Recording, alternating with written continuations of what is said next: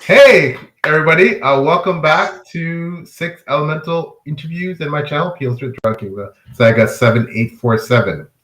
Today, I have an absolutely fantastic guest. One of my dear friends in the writing community, someone who's beloved, someone who, I think we refer to each other as brother and sister. We share the same birth. We share the same birthday, if you can believe that, right? Yeah. And We were I meant think to meet. That's all that means. exactly. I think we have a lot in common. She is a fantastic booktuber, someone who I feel is underrated. And one of the reasons why I wanted to have her on is that she spent so much time giving back and shining a spotlight on other people. It's time that someone kind of shone a spotlight on her and celebrated her. So with me today, I have the wonderful Alicia from BIRDIE on Books. How are you doing today? I'm doing very well. How are you? I'm great. Thank you so much for joining me. It is an honor and a privilege. I have been a fan of your wonderful booktube channel for quite some time. I am honored that you've chosen to host deep dive discussions into my series. It's one of the real They're so much honors of. fun. They're so much fun. Thank you so much for doing that. But today we want this to be about you, and we would like people, for those of you who are not familiar with Alicia and her wonderful channel and all she does and who she is, just to find out more about you. So, Okay. if you don't mind, I'll ask first: how did you get started in this booktube thing? I kind of fell into it. I kind of started with because I moved where I live now. In the pandemic, so I moved somewhere where I didn't know anybody. So like I was just moving from my hometown to where I know no one. So like I just found this, and then I co-hosted a online book club with two friends, with which one of them Jen, and my other friend Nicole. It was her channel that we started. Because of the pandemic, she moved her in-person book club to online, and then we met, became friends, and I did stuff on their channel for 2 years before they were like, "You just need to start your own stuff. Like, just do it. You're already on our channel like every 2 weeks. Just do it." I said, "All right." I'm like, I don't know what I'm gonna do, but we'll make it work. And then it's So that's just I've how it been there. started. You just Yeah, decided because you're on their channel so much, you decided to do your own thing. yep, Was it scary to branch out on your own? Because obviously it's you're on someone else's channel. You kind of show up. Okay, I'm like almost like a guest host. Like, but was it yeah. scary then? The part that always threw me off. It wasn't scary per se, but it always threw me off. Like, you're talking to the void. Like when you don't have someone to like bounce off of, you're kind of talking to this big void that is YouTube.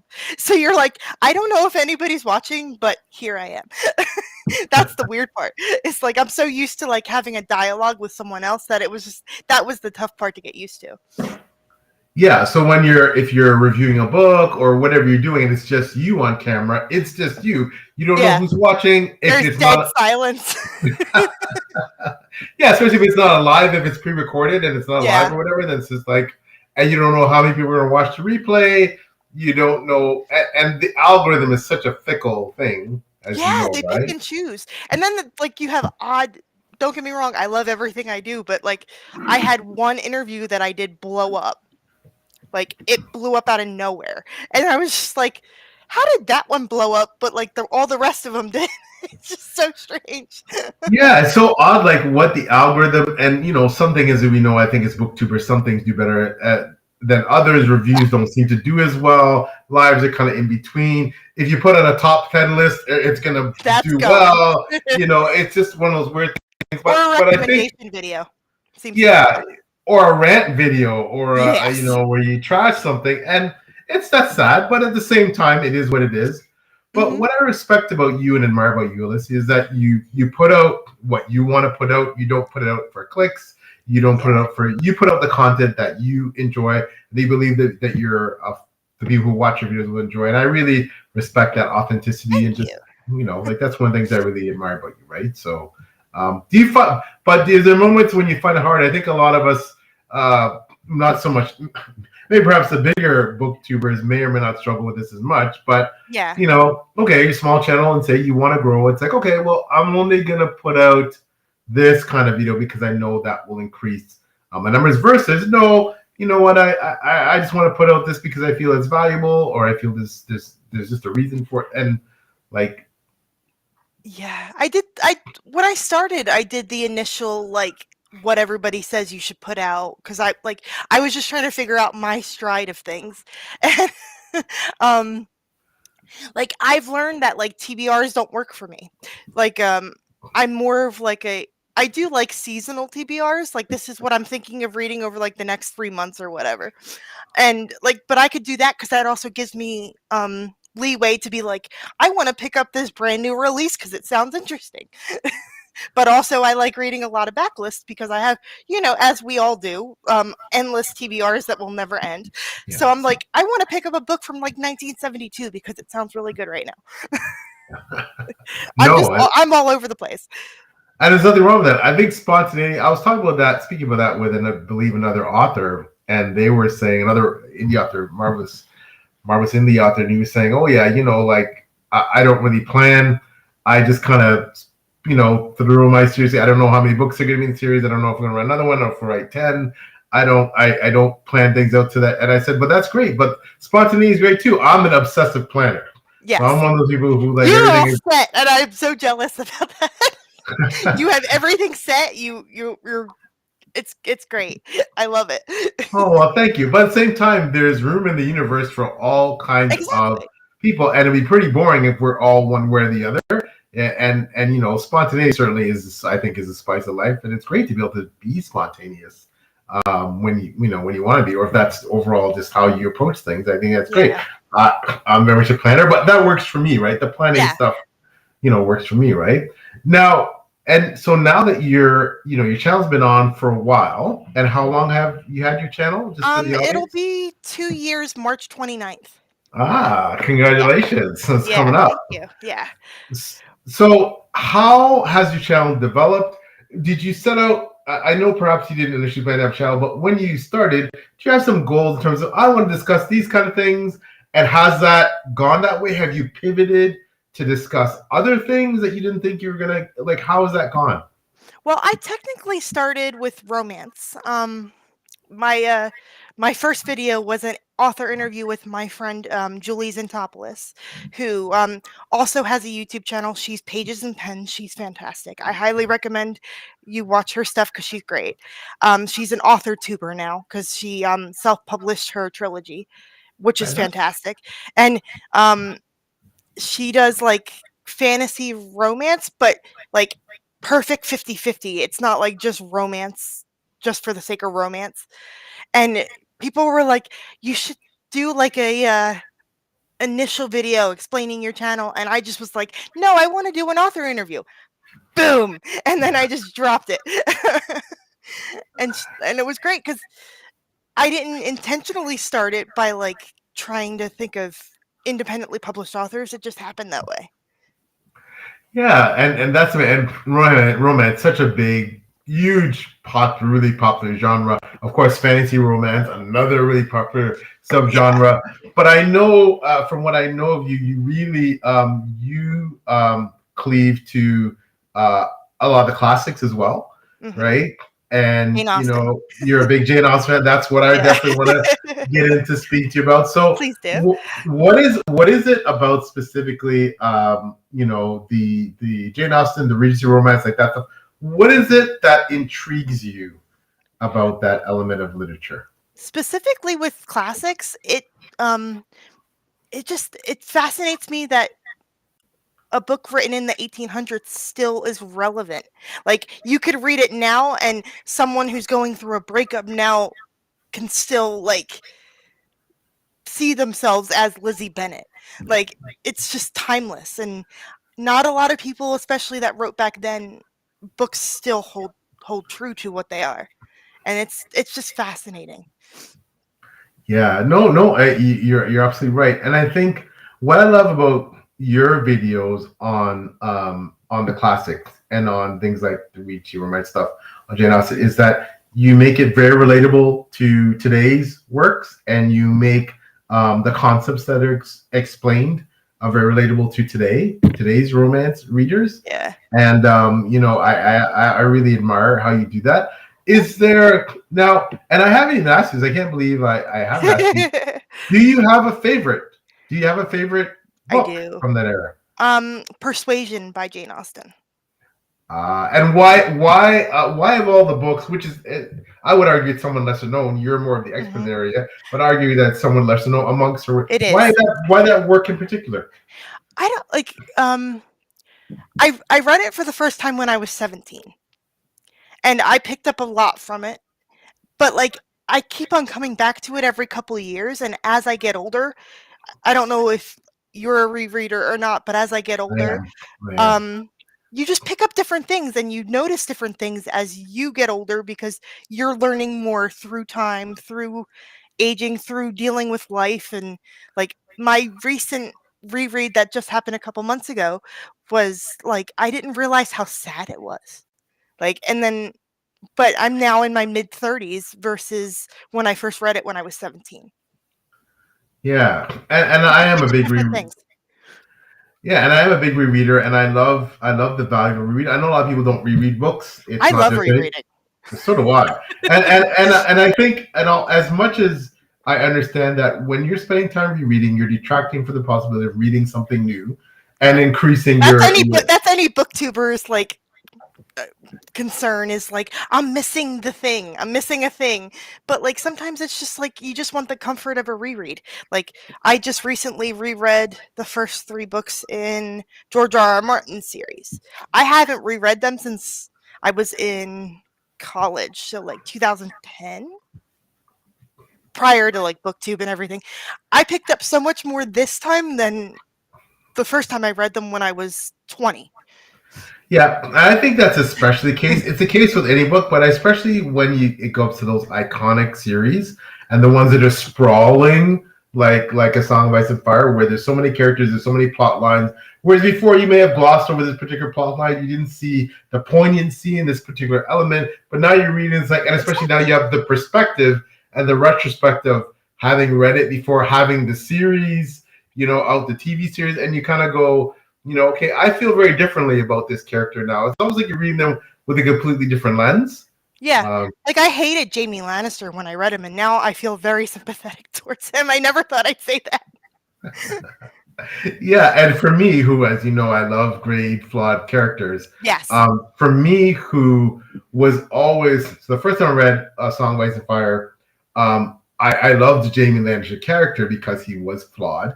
Yeah. I was a fan of his arc, of course, in the first part of the TV show, but of course I felt like a lot of you felt they didn't quite do him justice. No, in the rest. However, on my subsequent rereads of the book, I felt that, whereas I thought he was so horrible reading him the first time, now I'm like, compared to, so-and-so, he's really not that bad, right? So, you know what I mean? It's just so funny how he was such a villain to me when I first read him, this evil but on a redemption arc potentially, and seeing sides. Whereas now it's like he isn't even close to being, the worst person in the universe to me now on reread, that I have a reassessment holistically of all the characters. I have to give the directors and stuff credit. Like visually, when I thought of him, that's who I thought of. Like when it came to actor wise, like I just feel like they took away his potential as the series went on, because he's a fantastic actor. Like, Nicholas Cole. Let him do anything. You didn't let him do anything. Yeah, Nicholas, he's a fantastic guy, and so many of the actors were. I mean, Charles Dance. The level of actors, you had some brilliant actresses in that TV version that just. And some of them totally made their careers. Some of them were older, more seasoned veterans that you get into those roles like the Sean Beans and the Charles Dance. And Sean Bean always dies. Every show he does, he always dies. Always. And I'm just like, it's not fair. Yeah, I think, I guess maybe the exception is Sharp. I think everything else that he's done, that I've seen anyways, his character kicks the bucket at by Early. the end. So it's like, okay, well, I mean, he probably jokes about it all the time. I think he laughs at it himself, Yeah. right? That, but in any case, yeah. So, when it comes to your channel Mhm. and the focus now, is the focus still predominantly Roman? Because you've done a lot of amazing reviews Mhm. on fantasy series. I know fantasy is still one you love. I said I've been humbled that you've been deep diving with Jen and now Epic into my series, which is of course fantasy. You've very much highlighted a lot of the classic fantasy stuff like Tad Williams. Like, so I have is to continue his series. His series is fantastic. His yeah, series is fantastic. yeah. I would love to get him on there because I just want to I want to pick his brain so bad. Oh, well, just message him. He's a great. As you know, I've Is interviewed he? him. I've interviewed him. He's an amazing. You can watch the interview. Taylor and I interviewed him. He's a wonderful, wonderful person. He seems He lovely. is just a wealth of knowledge, and it's funny when he interviews those authors. Like, he's so many famous authors' favorite author. Like, Yes, he was exactly. their inspiration. Like, it's just incredible to and you clearly see why when you talk to him. Yeah. I read that first book so fast. That first book is a chunker. I read that first book within like a week, I think, because I read it so fast. Yeah. He is. I need to read everything he writes. I hope to have him back on the show at some point. On Page Shooting with Taylor and I, or here on Six Elementals. And he's just such a warm, wonderful human being. He is amazing. He seems lovely. Yeah, he is. And so many authors are when you get to meet them either virtually or in person, and you realize, as great as they are, as talented as they are, they're just even better human beings. That's one of the nice sides, I think, of BookTube. Yeah. Have you found that, like, getting to know these authors? Like, is that exactly? It sounds weird because I've been doing this for a while, but there's certain people that like I'll reach out to, or their people will reach out to me, and I'm like, they want to come on my channel? Why? Like, I'm just like, I'm like, when you ask people, you're like, I'm okay if they say no, but when they say yes, you're like, really? Okay. still like I can't get that that out of my head. Like, I don't know if do you read horror by any chance? I do read a little bit. I have Okay. more like the Stephen King stuff I've read in the past. Okay, then I highly I think you should try Robert P. Otone.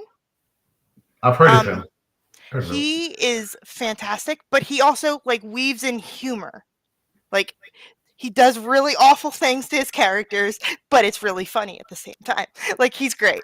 And he's just, and then we find out that like he doesn't live far from like where I grew up, so it was like then we had that like Upper East Coast kind of like connection. Yeah. And he's a teacher, my mom was a teacher, like that kind of thing. Oh, wow, that's awesome. Well, I'm gonna check out his work for sure.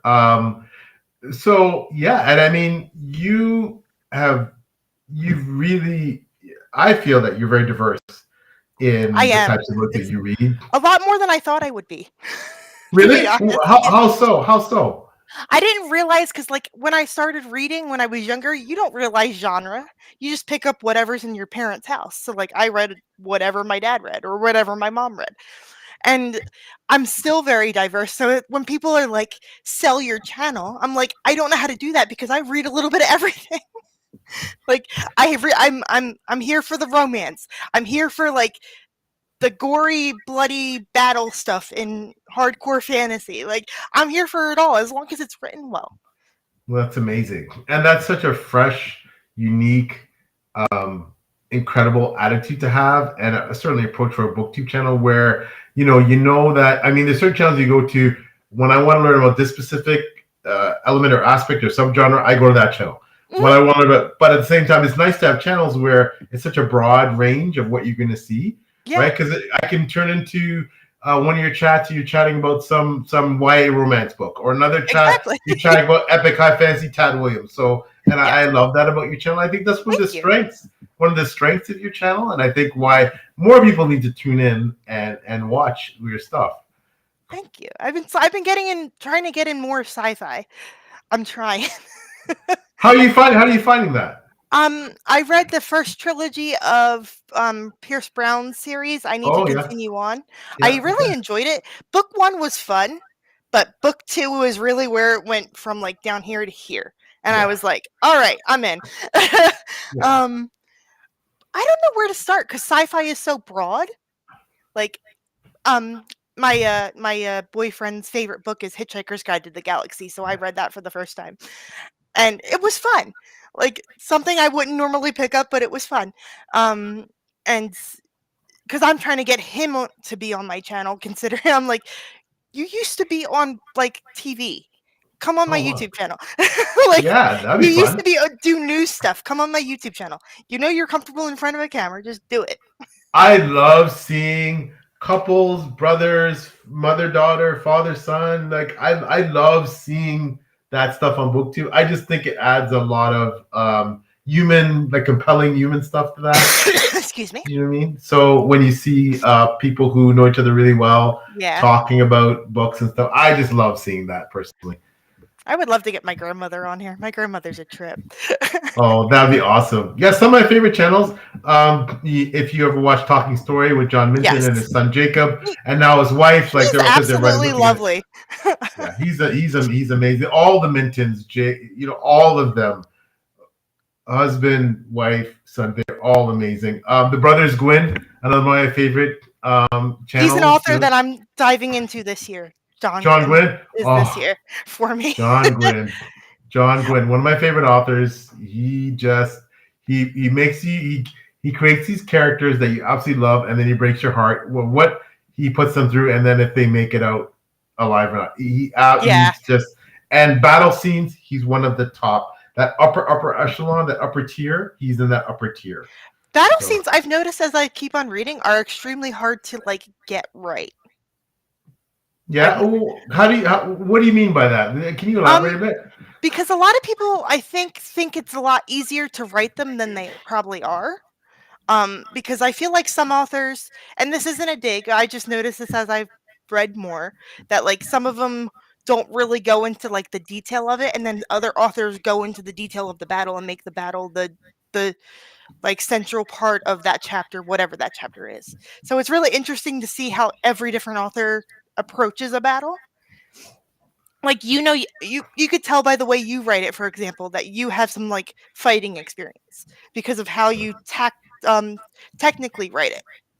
Well, thank you. And not so much formally like a reenactor, like the John Gwynns and the Miles Right. Cameron. Just more a lot of research from my background in medieval literature, English, and like obviously in my law enforcement career, just training and Yeah. stuff like that, right? Not. I mean, I never fought an ancient battle, right? No. But and also from reading some of the masters like the Christian Camerons, like the John Gwynns, like the Jenny Words, like the Anastas Mark, the people who write these amazingly choreographed battle scenes. You pick up a thing or two. The Steven Ericksons, you learn from how they write, and the Bernard Cornwell's another one. Like so Mark many. Wells is fantastic. Yeah, he I is just got just. into him last year. I'm like, he's fantastic. Yeah, he is amazing. So you read those authors and you read how they write their battle scenes, and it just not just battle scenes. Obviously, they're not. That's not the only strength of their writing, but yeah, and you aspire to write scenes like that really captivate the reader, make the reader go, oh, I'm on the edge of my seat. That's what you aim Exactly. for. And it's a lot harder than people think, like to write that. And it's hard to convey what you want to happen in the scene where people aren't just focusing on the blood and guts. Like Yeah, and I mean, my favorite authors and what I try to convey is the sense of the horror as well, the horror of being in a war, the Mhm. unpredictability, and also the heroism of even being marching out there knowing you could die, Yeah. still trying to do your best, and sometimes dying and or surviving, and then the injuries you take, and then seeing your friends hurt or killed, like And all a of lot those of it things. is mental, like because you go Yeah, through so much that you just bury a lot of it. And that's what I respect about a lot of authors because they give the time for they're not perfectly fine. They made it through, but they're not perfectly fine because that's not realistic. Yeah, no, I agree. Well, I'm honored that you know the praise about my battle scenes. I'm very humbled, I so I didn't realize appreciate how it. picky I was till I was older because my dad used to fight professionally speaking when I was younger. So Uh, like I was like I didn't realize until like I read your series how like not picky but like how much I pay attention to it. Cuz I'm like you can tell certain people have not experienced any of it. Let me put it that way. When they and I'm not like bashing anybody, but you can tell like if someone's gotten beaten up before in their lifetime. yeah, yeah, the authenticity of being actually in some level of a fight, right? Yeah, exactly. Not necessarily that you fought in again in an ancient combat with swords and spears and shields, but that you Yeah. understand and the physiology, even You that had if siblings and you had a fight once or twice. yeah, or even beyond that. I just want a quick shout out to wonderful friend of the channel, Chad, hi. Shad Zaman. How are you doing? Hi. It's always, you know, always a good day when you see Shad showing up in the chat. I've had the Chad, great. honor of meeting Shad in person actually at Really? yeah in London, Ontario, Canada Comic Con. We got to meet in Okay. person. He came That's by. So yeah, awesome. he's just warm and wonderful. He's a great supporter of the community, supporter of authors and of BookTube. We always want to say, Shad, we appreciate you so much. Thanks for coming Chad, by. you should make a channel. We've all been saying this. Make a channel. Yeah, Shad, that would be awesome. You know, I'll be subscribing, so maybe I Shad. definitely. With all the stuff No, he puts in people's comments, I'm like, I like you. there you go. So maybe there you go, Chad. You have your marching orders. Maybe think about making a channel yourself. So, but thanks for stopping by, my friend. Yeah. So now you've read a lot of fantasy. You've read a lot of romance. You've read a lot of all kinds of genres. Alicia, do you have a go-to that you Like a tend to comfort read. focus? Yeah. Um, that tends to be like literary fiction for me. Okay. Like this is a bad example because of what's covered in it, but if you haven't read anything by this author, I highly recommend that you do. Percival Everett, Oh no, I have Erasure. not. No, I have Um, not. this one's I'm in the middle of reading this now. It is about a black man who writes books that end up getting like shelved in, I guess you would call it like African American folklore, that kind of thing. He never gets like the big like he doesn't get the George R. R. Martin level. So he like writes one out of spite that's like all about slavery, all that kind of stuff, like all the stereotypical stuff that people would think of. And and it blows up. And he was like, I just wrote it because I was like screwing around. and and it's really interesting how Percival Everett writes this because there are sections of the book that the author wrote, the author in the character in the book wrote. So there's sections of the book that they're talking about in the book itself. So it's really Oh like wow. interesting, and it's really short, but it's basically saying how like people make money off of like someone else's pain when it comes to writing. So it's really interesting. And I also have James on my docket, the retelling of Huckleberry Finn from Jim's point of view.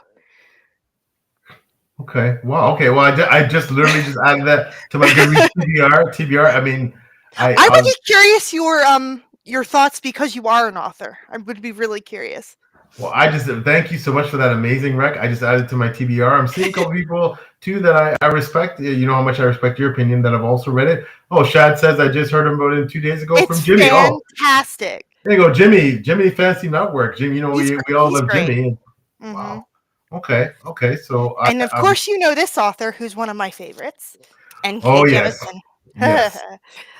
It's not a whole book; it's her Inheritance trilogy in this one big chunky book.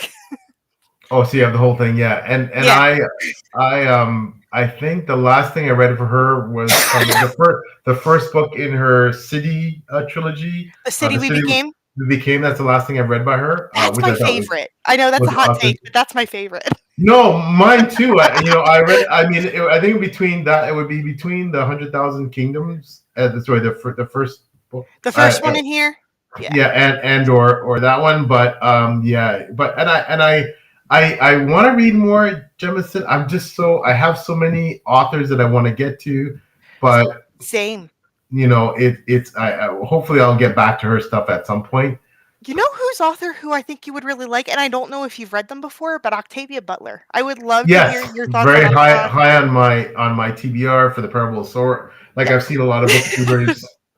Yep, definitely getting out there and reading Octavia I Butler, would getting love all your that. opinion on stuff because she writes so like the way it's written. It seems like it was written today when she wrote it in the 70s.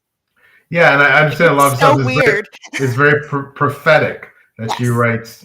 So I definitely want to try stuff. Oh, and Thurl Von Hi, Tricia, also looking around. How you doing? Thanks for coming out to support Alicia and Thurl. say hi. Thank you so much.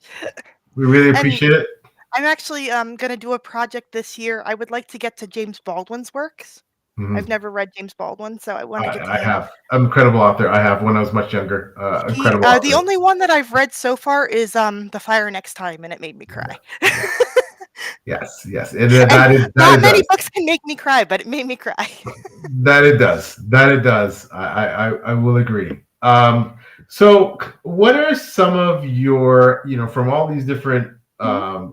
genres, what are some of the ones that okay, if you're gonna wreck epic fantasy, if you're gonna wreck a romance, if you're gonna wreck, what are some of those big wrecks that you would put out I there? actually it's funny you say that because I just recommended to Jen's best friend or where she lives last night. She was like, I love epic fantasy.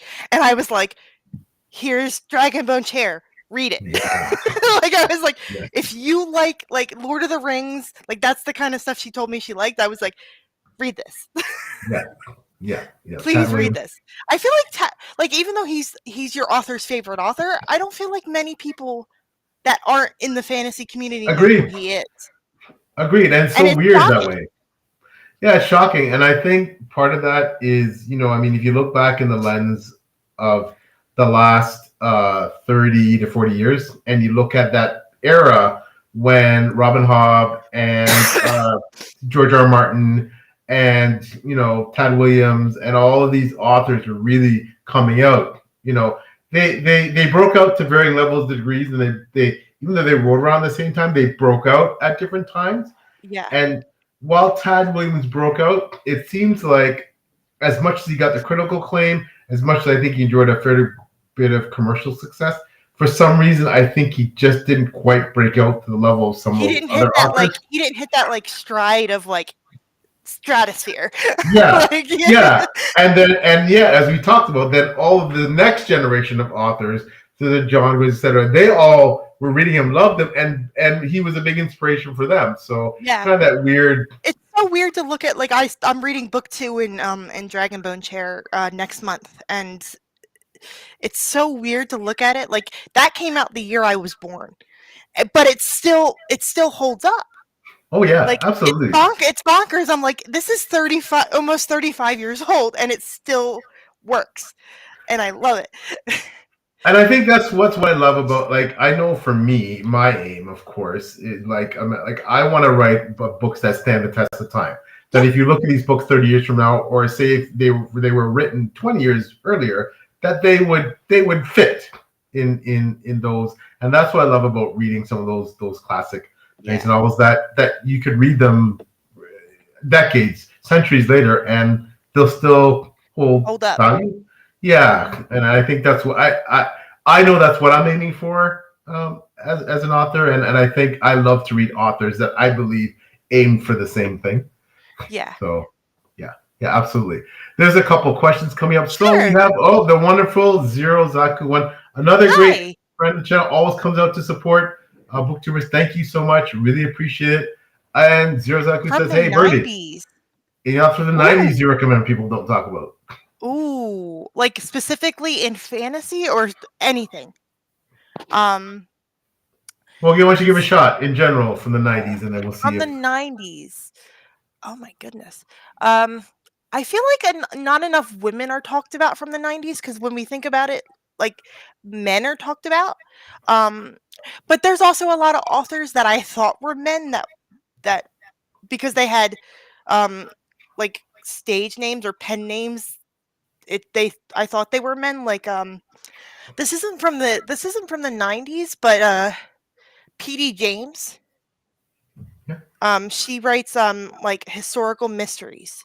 Some of it goes into fantasy because she like straddles the line. Like she wrote Children of Men, if you've ever read that. That's her works, but she also wrote in the 90s. A lot of it was forgotten. I'm trying to think of like what my dad had on his shelf. Sorry, Dr. Zero Dr. One saying, yeah, in fantasy. In fantasy? Let me think. Ooh, that's a good question. You might have just given me a video idea, so thank you. 90s. Like there's authors now that I'm discovering that came out in the 90s, like the Robin Hobbs, like the like I just found Janny Words. Like I had to get her. I hope you don't take this the wrong way, Jenny, but I had to get her books in hardcover because my eyesight's not great and the paperbacks are so small and I can't see. So I had to get the first book in the hardcover because I couldn't see. And that's not your fault, Jenny. It's just the words end up going into the spine and I can't see. So I'm picking that up hopefully this year. I'm going to read that one slowly. And that's another hard part because as someone with a disability myself, a lot of the older fantasy doesn't have audio. Yes. And that's like, and it's not anybody's fault, but it makes a barrier to entry for some people. And I feel like that needs to be remedied, especially in 2025. Yes, as do a lot of things. Nope, I totally agree. Just a quick comment. I don't know, since booktube you learn with so many books, authors, and vlogs that you need to clone yourself. Yep, no. Yeah, and the TBR will never end. Ever. And that's a good thing. Sorry, go ahead. Alicia, sorry, you were saying? No, you're fine. It is. Like I my friend bought me a t-shirt that said "Bury me next to my unread TBR." And I'm like, that's the greatest t-shirt ever. But like it's just I feel like I'll never be able to read all I want, and I'm kind of just that's kind of why I just went rogue and I'm reading what I want because like I'm never going to be able to read everything. So just enjoy what time we have. Whatever that is.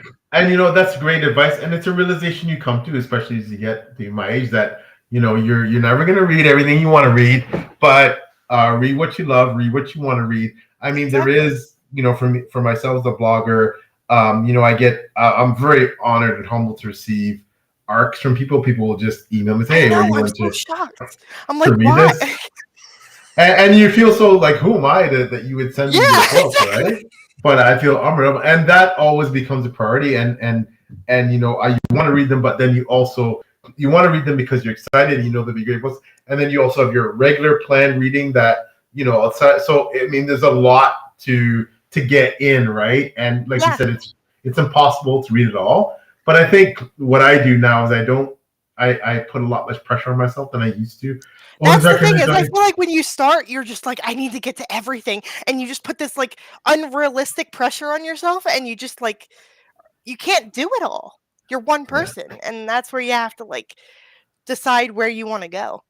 Yes, no, exactly. 001, yep. Janny is great. Janny Wirtz is my favorite author. That. She's lovely. I accidentally met her on a live stream. And then she was like, you need to email me. And then I was like, I didn't email her because I was afraid to email. Oh my gosh! No, Danny is please. I was like, oh my god. Email her. Janny is one of the most. Janny, as a quote unquote big author, iconic author, she's probably one of the most approachable, friendly, positive, amazing people you're ever gonna meet. I consider her a friend. When she says email me, you should email me and say, hey, I'm sorry I never got back to you. I was actually scared. And you know what? You know why she'll appreciate that? Because her and I were literally just speaking the other day, actually yesterday, about the fact that, she is one of the most approachable, quote unquote, big authors, and that people think that because she's a big author, she may not be as approachable. And she's like, what? I'm not like, And so, but it's so funny that so please do me a favor, email Jenny and say, hey, Jenny, sorry to email you. I didn't email you because frankly, I was kind of worried. You were just being nice. Yeah. So please do me email her. And guess what? I'm sure you guys will become fast friends. She seems lovely. She's like it was to celebrate Bryce from Shelf Unstable's 3,000 subscribers. I was rolling. She just had me giggling the whole entire time. I think it was like a 2-hour thing, and I was like crying tears of laughter. She is amazing. She is awesome. But yeah, Carol Berg and Louise Bojo, I actually have Bojo on my TBR. That's for Kosigan, right? That's for Kosigan? Bojo? Yeah. I've heard great things. So I have to get to her as well, and Carol Berg. Shad says I'm going through Bojo, so she's right now and where do you recommend starting? Because there's multiple different ways to start. Because like she has multiple like entry points to her large series, so I never know where to start. Yeah. And it says in reading Kosigan, right? And then what do you think about so-called must-read authors? Can you truly consider yourself a fantasy reader if you never read Abercrombie? Let's say that's an interesting question.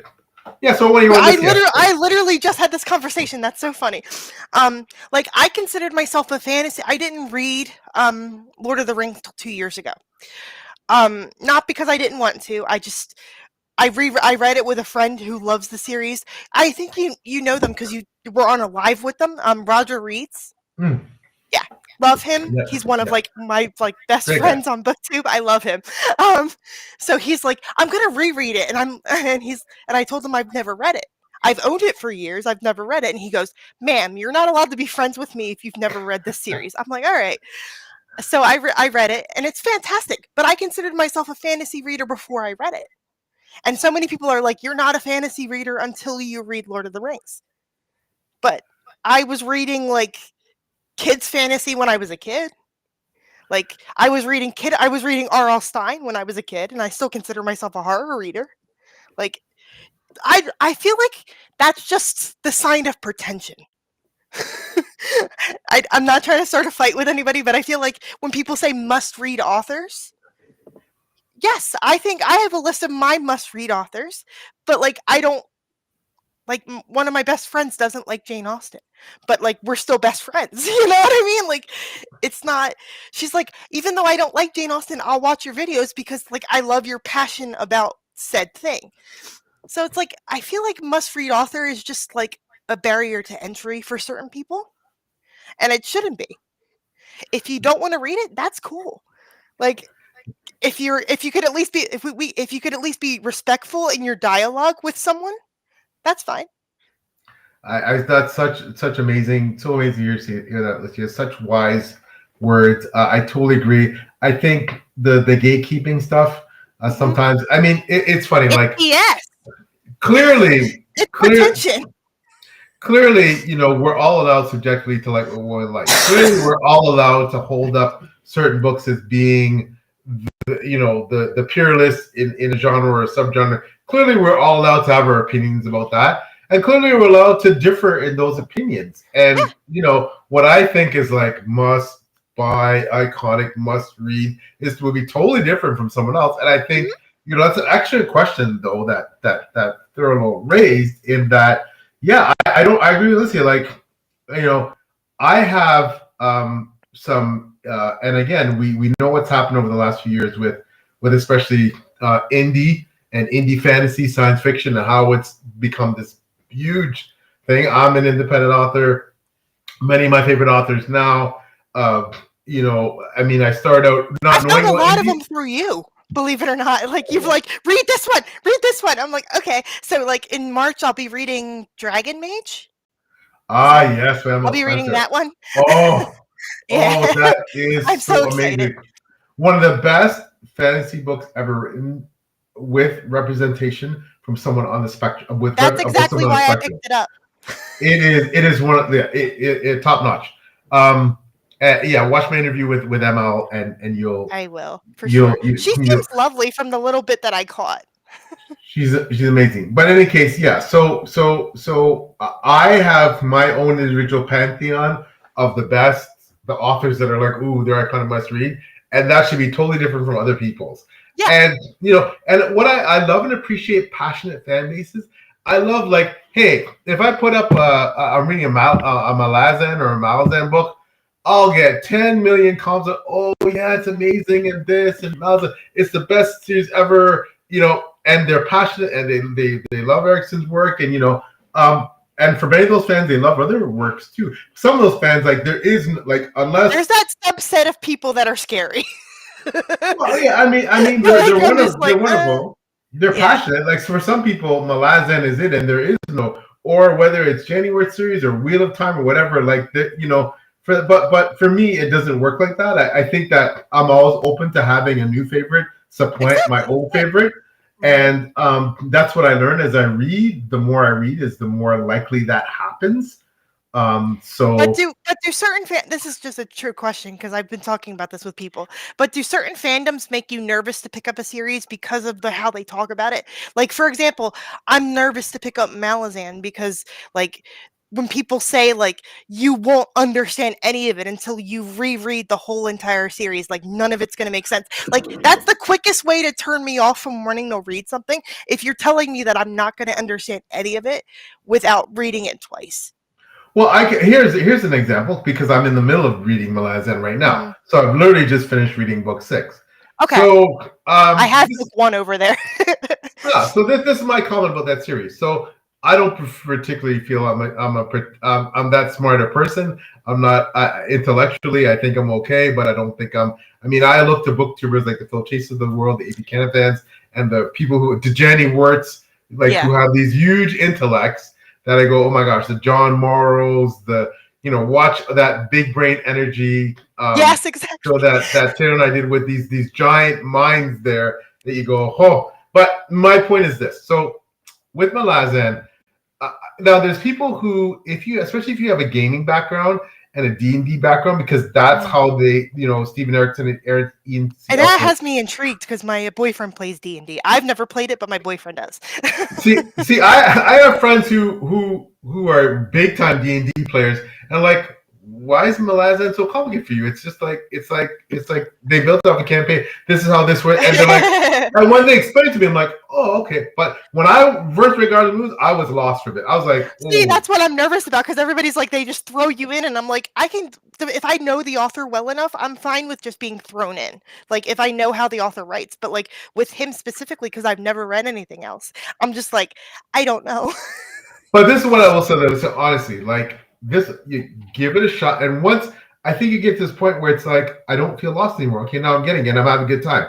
And I think if you just read it for the beautiful prose, the amazing battle scenes, the magic stuff, like, I think, and this, I hate to say this, I'm just being honest. This is my experience. Yours may be very different. I was like, it wasn't until I got to about book 2 or 3 that I actually started to enjoy myself completely, and all started to click, and all started to, and everybody has a different level. But for me, it was like, yeah, and that's why I started to, like, really just, okay, but now my books, I'm just enjoying the series. Yeah. Yeah. Like, I just don't, like, that's the type of pretension that I'm talking about. You're not going to understand it unless you read the 10-book series at least twice. Like, that's the level of pretension that I'm just like, now you wonder why people don't want to enter the series. It's because of statements like that. Like, you know what I mean? I'm just like, that's not necessary. But you just enjoy it. You just read it, and you read it at your own pace, and you have your own opinions, and you formulate your own judgments, and that's what it's all about, right? It's not about, Shah just said Shards of Honor. It's about Bujo now is a great starting point. I think that was what that was the response. I will write that down for sure. And then Chad said, "Yeah, I'm not in Lord of the Rings either," and that's okay. It doesn't mean that your fantasy reader card isn't being revoked because you didn't read Lord of the Rings, right? So, and he did say Dragon Maze is awesome. Yep, I can't wait to get to it. I'm so excited because I mean, I can say it here. I want to work on a project where I'm reading books where disability is brought up, because I am a disabled person, and like, people are saying read diversely, read diversely, read diversely. Diversity is fantastic, and it should be happening. Just in general, it should be happening. But people always seem to forget that part of the diversity is disability. That's never brought up enough in books, in interviews, in anything. So it's like, I actually fell into the project accidentally because my younger brother asked me he wanted books with people with CP like me, cerebral palsy. He was like, I want to look at someone and say that's like my sister. Like, Yeah. you don't see it in books, and it's just, and then Can, I fell into the rabbit hole of trying to find it.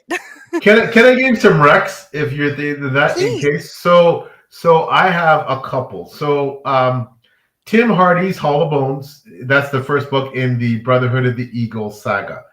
Okay. So his main character has a disability. So, and it's incredible. Tim does such a thoughtful job of approaching how this character becomes disabled and how they cope with this disability afterwards. The series is amazing as it is. It's just incredible. It's incredible. It's huge. It's sprawling. It has many characters, kind of like A Song of Ice and Fire that way. Okay. A lot of politics, but also a disabled main character that I think you would. What is the author again? Tim Hardy. Tim Hardy. Okay. So the series is Brotherhood of the Eagle, and the first book is an SPFBO self-published fantasy blog. I'll find list. Awesome. Hall Even better. Yeah. So highly recommended. Amazing series. I'm also going to throw out there a book that I have not read. Okay. But because I know somewhat of the author in terms of how he wrote the series, in terms of addressing, I think, specifically things such as mental illness, different mental disorders. The Fall Is All There Is by C.M. Kaplan. I heard another SPFBO finalist book, C.M. Kaplan. I think it's The Fall Is All There Is. That I understand really has some great representation there. I've heard the author's name. I've just never read anything by them. Yeah. So great, guys. Yeah. So check out that. And the final one I'd say is Bjorn Larsson's The 10 Worlds Children. Okay. So Bjorn, a good friend of mine, author on the spectrum himself, phenomenal, brilliantly intelligent. It's dark, it's kind of surreal and twisty, but one of the main characters who essentially is a god, and Bjorn writes about Norse mythological stuff. Which you don't see enough. Yeah, is on the spectrum. Is on the Perfect. spectrum. So those are some of my recs for. Because it's very hard to find, because a lot of, and this isn't like meant to like bother anybody, but a lot of people don't, because there's still such shame around disability that like people don't openly talk about it. Yeah, which is I find it odd, and that in 2025 that that's the case. Yeah. But I agree with you. It is. I just watched TBR Con. They did a episode of like disability representation in books, and they had a bunch of authors that even if the author didn't have the disability, like their child has a disability, so they have a different perspective on it than someone who doesn't. Yeah, check out I find really interesting. Check out TBR Con. Some amazing content there on Fanfi Addict. I was part of a panel where we I watched the one with you. Prologues. Yeah. So amazing stuff that Fanfi Addict is doing with TBR Con, one of the best online writing conventions. Check that out whenever it comes out every year. There'll be one panel in there that really speaks to you. It really there's hit. Something for everybody. Yeah. There's something for everybody. And I watched a couple of them because a friend of mine was part of like because a friend of mine writes fantasy romance. She was part of one, so I ended up watching it because like she's like, "Hey, do you mind watching? Because I'll be on this thing." I said, "Okay," and then I just fell down like the rabbit hole. Yeah, and you know what? Again, TBR Con. I mean, it just the authors of all diverse stripes and popularity and genres, and it's just incredible. So, but listen, Shad says you definitely understand Malazan. You'd be confused. Did not like the soft book too. You know what, Chat? Valid comment. That's fair. I've heard that multiple times. You're not the first person to tell me that. Yeah, valid. Like I love Malazan. I am loving my journey, but believe me, there was a point where I was really struggling, and I watched a lot of videos. I had the honor of getting to speak to people like Philip Chase and AP Canavan. AP Canavan's so smart that like I watch his videos and I feel really dumb. I feel like, yeah, but they are experts in all things Malazan. there are people that can help guide you through that journey. So if you're interested in Melissa, but yeah, I'm lucky that I'm over the hump now where I'm just Yeah. enjoying the books. I And want to at least try book 1 and see how I feel. I have a friend of mine sent me book 1, so yeah, give it a shot. yeah. And then the next comment there we have Theron says, Remalize says like getting a job you have no knowledge of yet. You eventually get it if you keep at it. Yeah, exactly. That's really awesome. great analogy. That's great. Great analogy. That could Yeah. explain a lot of fantasy nowadays. Yeah. You do eventually, I think you do eventually get it. And I try to say, yep, I definitely want to try it again. So he's gonna And give it's him also, a I feel like people don't give enough credit to, and I didn't mean to cut you off. I feel like people don't give enough credit to, like, it might not be a bad book, but you read it at a bad time because you're like, life gets crazy. Like, you don't have a lot of time to focus because, like, maybe a family member's in the hospital or something. Like, it people have to give themselves grace when it comes to, like, hey, this didn't work for me, and even though you might not like my opinion, well, at the time I read it, it didn't work for me, and that's okay. Yeah, there's nothing wrong with if it never works for you. There's nothing wrong if you pick that book up 2, 3, 5, 10 years later and you love it. Yeah, or you exactly. still don't like it. Timing is important. Yeah, no, I absolutely concur. And yep, can attest that Brotherhood. So Brotherhood of the Eagle that I was talking about, Tim Hardy. I'm definitely gonna pick it up. Was masterful. If you do read it and you're done reading the series, I did a deep dive. I had the honor of doing a deep dive with the author Tim Hardy and a couple of the brilliant people, Alan Buren from Great Blogger, and Douglas Lumsden, an author. We did a deep dive recently into the series, so spoilers, of course. So don't read until you finish, but hopefully that can give you some great insights as well. And Tim's an awesome fella. He does all kinds of interviews over on Page String. Steve talks books. I miss Steve. I really do. Well, I love Steve to death. He's still around. Check out the page. You check out Page String Forum. Go on there. It's a great community. Okay. It's kind of like a mini Reddit, but not. It's not as overwhelming as Reddit can be. Yeah, seriously. Check out Page String. There's all kinds of stuff there. They have games. They have, go to Page String. Check it out. Just browse through the content, and if you have, and it's something I think you might want. It's a really tight-knit small community there where you can kind of that's what I need, because I feel like all these different communities get to be so large, and then you get lost in the shuffle trying to find stuff. Seriously, let's just check out Page String and then see if you want to join and hang out there. It's fantastic. I know that life gets crazy and he didn't want to do videos anymore, but I just missed his take on things, because he was more chill about it. Some people get way too in the weeds, and I'm just if I go to Steve, he'll just break it down for me that it'll make sense. yeah, and he's amazing he's at fantastic. That stuff. But yeah, check out Page String, check out his forum. Go to pagestring.com. Check out his forums. Browse around. You might find just one thing you want to get involved in, and stick with that, and it's great. Okay. So. This is a book I really have to get to. Dreams of the Dying for mental health. Chad recommends that. Yeah, I know. I saw the cover, and the cover's gorgeous. I know that much. Yeah, they really very, very well acclaimed. Well respected. Got a lot of critical acclaim on that book, and I really have to read that too. That's on my TBR. I just haven't. Yeah, there's not enough space in my house. There's that mental TBR of books I mean to get to that I don't own. Yeah, and if I can pass on one series I really have to get back to. Now, this is fantasy romance, and definitely up my alley. I think it would be up yours. I don't know if you've read J.D. Evans. Yes, she's actually a friend of mine. Oh wow, it's fantastic. Yes, I tell people that want to try fantasy romance that hers is literally a 50-50. If you don't like as much of the romance, she's the series I recommend people go to. Yeah, and if you talk to her, great. Please tell her I said hi. I have to get her on the channel and get I have to get back to your series. I'm you have Which these regrets. Which book are you on? Excuse me, only the first one. I've already read Rain and Ruin. So I need to get back, and she has this massive series, and she keeps on pumping them out too. I'm so behind. And she is secretly one of the most popular indie authors in her genre. Secretly. And a lot of people don't know who she is, and I'm she's great. Yeah. Yeah, she won SBFEO.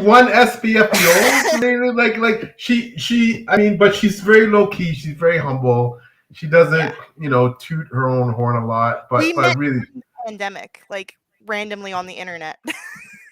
she is phenomenal. She is phenomenal. I really have to get back, and I don't And even know what book she's on now in that series. It's probably and like she has 10. audio coming out for it too. So like if there are people that like audio, her audio is coming out like 2 months after like her latest release, and then I think 2 months later the audio for it came out.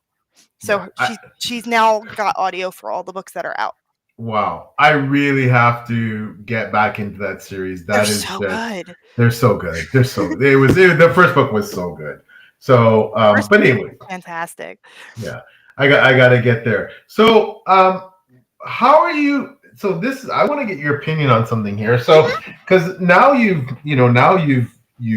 been introduced to the indie side of the science fiction, fantasy, horror, romance, and you like me, I think you grew up reading traditional published books because that was what was out That's there, all that was out there. right?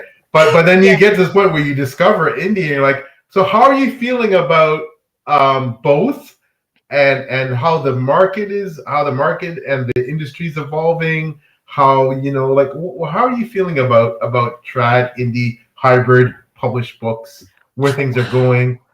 Because my friend who I recommended to you, Julie Zantopoulos, she's going hybrid because her literary fiction she's trying to get traditionally published. She self-published her like urban fantasy series, and then she's trying to get her literary fiction published. So she's trying to go hybrid, and it's I saw how much work goes into it, and I'm just like, you guys have more passion. Like the amount of rejection letters, like I'm like, how do you not get discouraged in a way? Like that would be me. Like I can't, like, not that one no would throw me off, but like if I kept on getting multiple. So like I feel like it's great because now there's an option. Like if you still want to publish it and it's not getting picked up by trad, you can go for it. But also, I think people don't realize how much money goes into you self-publishing yourself. And that's a lot of it. It's like people give people crap for just publishing on KU, and I'm like, but it's cheaper than trying to publish it anywhere else. So like I don't I don't give, like, if you want to publish trad, go for it. If you don't want to publish trad, go for it. If you want to do a little bit of both, go for it. Your your book will find its audience. So well said. That's exceptionally well said. I couldn't agree more. I think what I'm finding is that, and I've asked this question of many people in the community, bloggers, writers, etc., that I'm finding really and truly that there's very little difference in the quality overall now. Yes. Yeah. And I'm finding that, more and more, a lot of my favorite authors are indie authors. Yeah. And I will always have loved traditionally published books and always loved traditionally published authors. But I think now it's that I very much look at them now all as just authors. And although I make that delineation for other reasons, I definitely feel that, when I read the books now, it's you can't tell. You can't tell. The quality's so high, the covers. And I do love the fact that independent authors have that freedom to just write those stories they want to write. The shackles are off.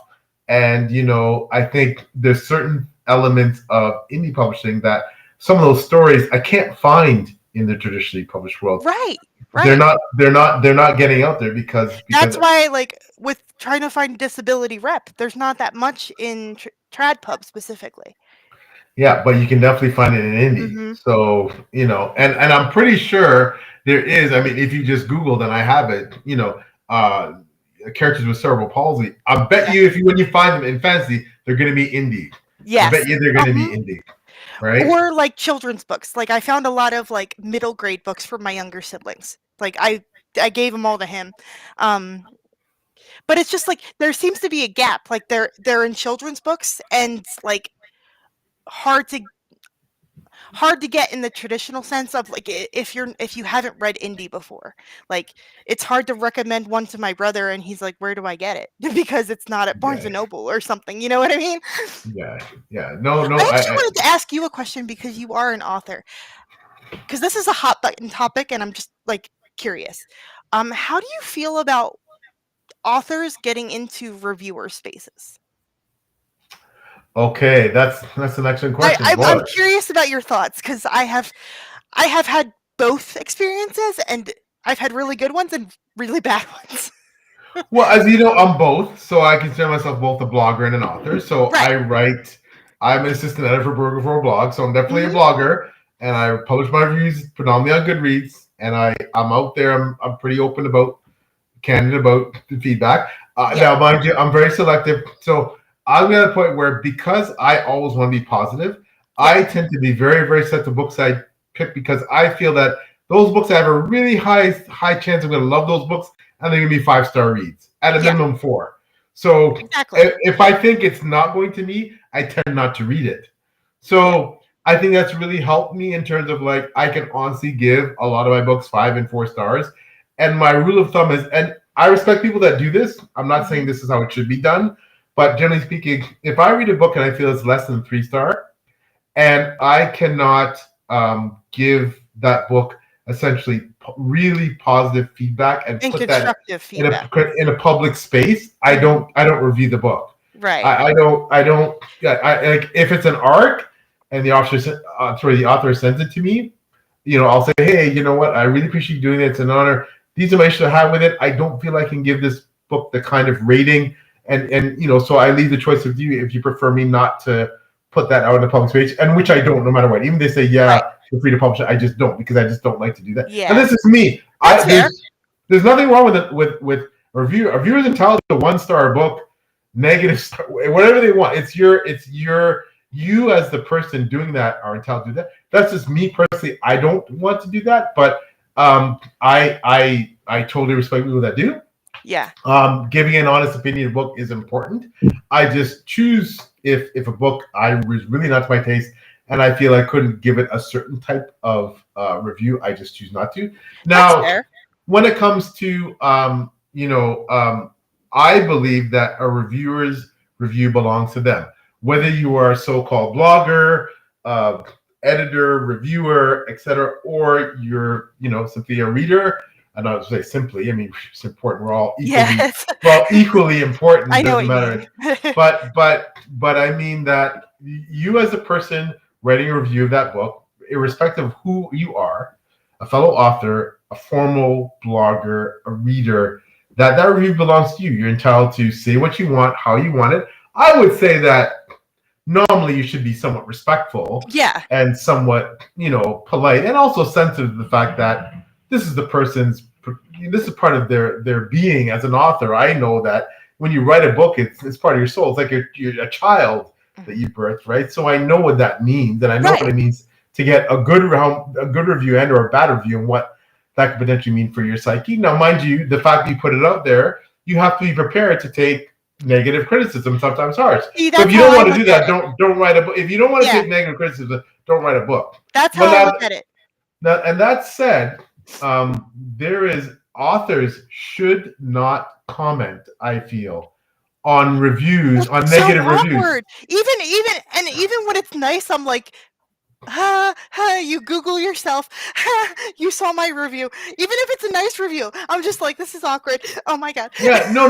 What I mean is not comment on negative reviews. Yeah. Right. Yeah. If you get a negative review, yes, of course. If someone writes a great review, for me, when I comment on, if someone writes a positive review, thank you so much. I appreciate the time and effort you've taken to read my book, typically to buy it, to review it. Like, you didn't have to do that. Like, that means a lot to me, right? And if you wrote a negative review, I still appreciate it. I may not comment, but it doesn't mean I still don't appreciate you did it. I just may not address that because it's not my place, and there is a protocol. There's a kind of like a decorum for authors that you don't, in my mind, that I subscribe to. Not all authors do, but you don't comment on negative reviews. The person's entitled to write what they write.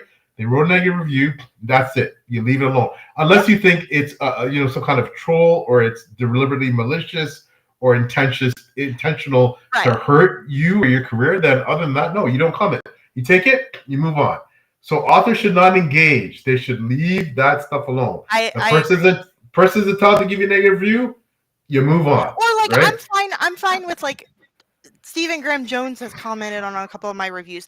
He's one of my favorite authors of all time. He's a horror author, and he's always like, "Thank you." Like that's all he says.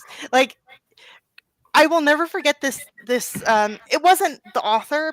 It wasn't Stephen Graham Jones. It was just someone else commented on it, and it was really weird because like I gave the book is 5 stars. I loved it. But I also put like because there's a lot of trigger warnings. Horror. There's a lot. And I put the ones that were important. There's one that wasn't brought up that I thought was important, and the author like said thank you for putting it out there. If people need to read it, thank you. And I didn't comment back because I don't feel like it's right to have a dialogue with the author if you're reading their books. And someone else, like another reader, commented like, "You put a spoiler. You put a spoiler." I'm like, no, this is important for people to know. If this makes them uncomfortable, they shouldn't read it. Like that's important. And it wasn't the author. It was someone else was just like, "You spoiled the book for me." I'm like, then you shouldn't be reading reviews. When I had the spoiler tag on the thing, and you say it says click if you want to read spoilers, like that's on you. I'm sorry, you decided to click. That's on you. No, I got you, and I think reviews. And first, I want a quick shout out to RM. Hello, thank you so much for coming by. Thank you so much, Liz, for coming by. RM, it's always wonderful to see you in the chat. Thanks so much for coming out to support Alicia and say hi. So we really appreciate it. Liz is wonderful. Great. Yeah, she is. Very, very, very insightful. Very insightful, Liz, in terms of her commentary. I call her the historian. She always comes with the historical background and stuff, and I love it. yeah, really, really intelligent, very insightful. I would love to see Liz have a channel like me too. I've been telling her that since 2020. yeah, she's fabulous. But yeah, so I agree. So I mean, unless you know the author well, unless you have a personal relationship or friendship with the author, like I mean. This is the thing, right, about reviews as well, is that, from the author side now I'm speaking, I think when you first start writing, you're extremely very sensitive, especially as an independent author. You tend to be very sensitive and to reviews and very, you hang on the words of it. And then, as I completely understand. As you carry on, and you write more books, and you get used to the fact you're going to get positive and negative feedback, both of them. Yeah. And you get used to what that means, and you find a sense of equilibrium. Then it's not that reviews mean less to you. You're still very grateful for everybody who reviews your book. You're still very appreciative for good reviews and bad reviews, and sometimes negative reviews can attract people to your work because this person says, "I hated this about this book," and someone says, "Oh, I love that. I'm going to buy it." I have people that follow me because they have the exact opposite taste than I do. I've had people message me like, your taste and my taste are exact opposite. So if you don't like something, I know I'm going to love it. So that's why I watch your channel. Great. Fantastic. Yeah, exactly. So, I mean, I think after a while, the more books you write and, I don't want to say you become desensitized, but you certainly care about reviews. Yeah. You care about people say about your books, but you also, it's more of an equilibrium where you're like, okay, you're going to have positive, negative feedback, and it's all good. And you just appreciate people reading your books, right? Yeah, so that's what my friends who are authors say. Like they love reading the 3-star reviews because it's usually the most constructive. Yeah. It's like if they don't like something, they're usually the most constructive and not mean.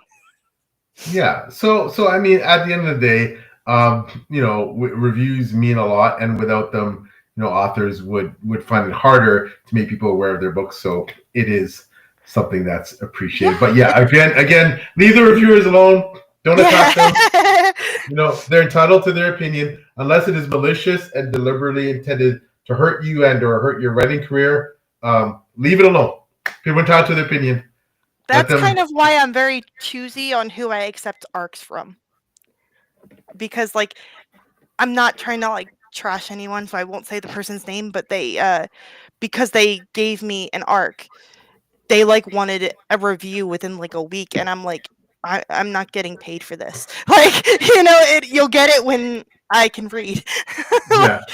This week is a bit bonkers, but I and that's the thing is I understand the nervousness from the author, so it's I wasn't mad, but it was you can't hound people if you send out reviews. And I saw another author say this, even if you send out a arc and someone gets to it a year later and leaves a fantastic review, that's still good for you, even if it was a year late. or whatever. No, I totally agree, and that's my approach. And I tell people up front now, if you give me an arc, I apologize. I may not get to it for a long time.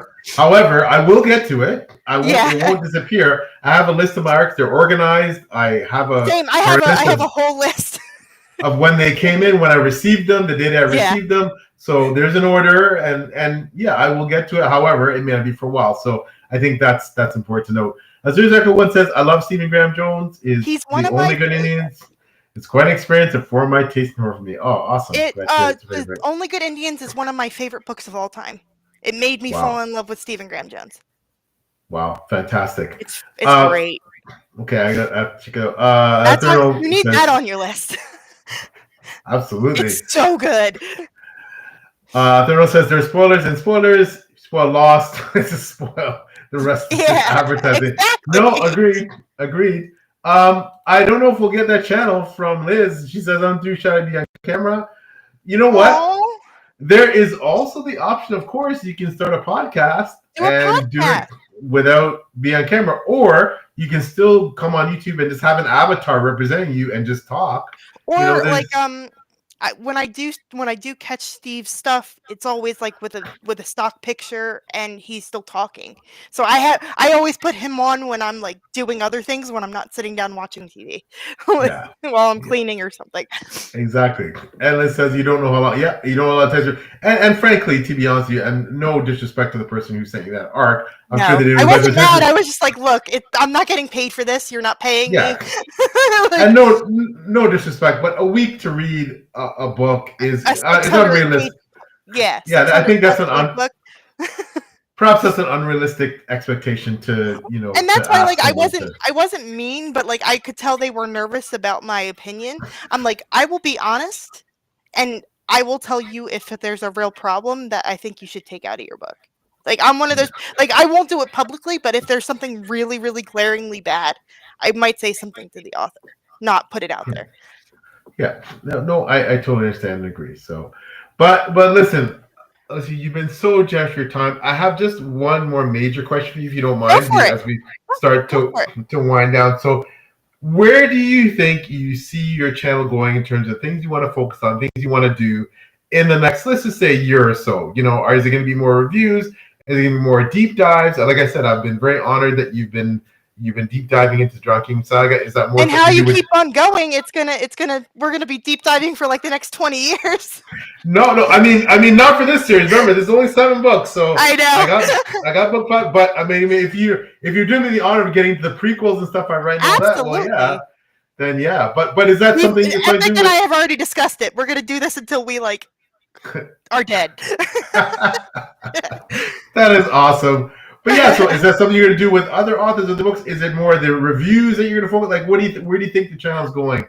I'm going into more deep dives. I'm doing a lot of collaborations this year. I'm doing I do have some author interviews coming up, but nothing that the date isn't set, so I haven't said anything yet. But keep your eyes out for some horror interviews coming up.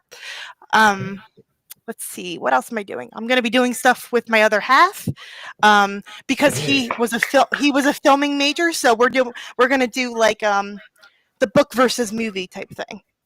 So we're doing that, and then I'm just going to see what happens. I'm doing deep dives into classic authors. Like last year I did Jane Austen. This year I'm going to do Edith Wharton. I'm just going to continue that and see where it goes, and pivot if I need to pivot, and go from there. Well, I'm looking forward to watching all of your content, Alicia. You're one of my favorite booktubers, and I'm. Thank you. I love watching all your stuff. You helped my channel blow up. It blew up a little bit after you. People that normally wouldn't come to my channel have subscribed because of your deep dive videos. Oh, I doubt that, but thank you for the compliment. No, I'm very much a nobody, but I appreciate the compliment. I think it's likely because people are starting to latch on and figure out how awesome you are. So a quick question here from Chad as went down. Are you a big Michael J. Sullivan fan? I am. I love Michael J. Sullivan. I have to get. I'm behind, of course, because he writes so damn fast. I'm behind, but I would love to meet him because he seems absolutely lovely. Yeah, he sounds awesome. I have not read his stuff. Again on the If you want TBR, to, but I'm gonna do like a read along thing, starting maybe this year, going into next year. If you want to ooh, join that me, might be something. yeah, That might be we're something. gonna do the starting with his first trilogy, because my brother got me into it because he found the first trilogy, and then I found out that it's a whole big connected world. I'm a little bit behind, like I'm not in the series part of it where it's like Age of Myth and stuff like that, so I'm a bit behind, but I love his writing. And he Oh doesn't wow, live okay. far from me. It's the funny thing is, like, he doesn't live far from me, so like if I buy anything from him, it comes here in like a day. Oh wow, okay, It all ends up right. getting shipped in like a day. I might have to take you up on that. That sounds awesome. Liz mentions Edith Edith Wharton. Wharton. I'm so excited. I can't wait. Shad says that I am too. Michael J. Sullivan fan. Read all his stuff, and Shad is currently rereading them. So. Yeah, if you want to talk about it, please. I'm on Discord. I'm on everything. So if you, I think we follow each other, but I'm not 100% sure, Shad. I know we're in a lot of the same Discords. I know that much. Yeah, Shad. So maybe you go on there and talk. Maybe you go on there and talk with Alicia on her channel about please. Michael J. Sullivan. So yeah, there you go. And you could, if you're not comfortable being on camera, we can just do it voice. Like, I'm not that big. Like, that doesn't bother me if you're not comfortable being on camera or something. Yeah, absolutely.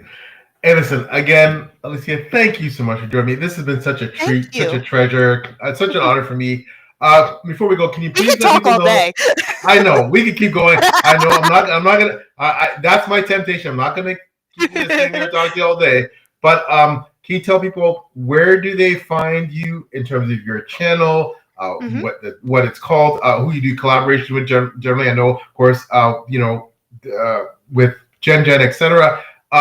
Where can they find the social media space, your social media handles, etc.? I am Birdie in the books everywhere. I'm not as much on Twitter anymore. I'm mainly on. I do have a Twitter. I'm just not on it as often. I'm mainly on Blue Sky, Instagram, and my YouTube channel is Birdie in the Books. And it's Birdie in the Books 94 because it's how YouTube made my little handle. but I'm Birdie in the Books everywhere. And if you can't find me, I'm Birdie in the Books on Discord.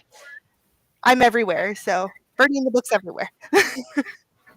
That is awesome. And please check out Lucy's channel. It is fantastic. Shad says, have a great day, everybody. Listen to Shad, to Liz, to Thorough, to Zero Zaku, to everyone who came out. If I've neglected someone, please, I apologize. Who came on the chat to join this live. Everybody who was watching the chat but chose not to comment, that's fine too. You don't have to weigh in. Thank you so much for coming out to support Alicia and to watch this wonderful chat with her.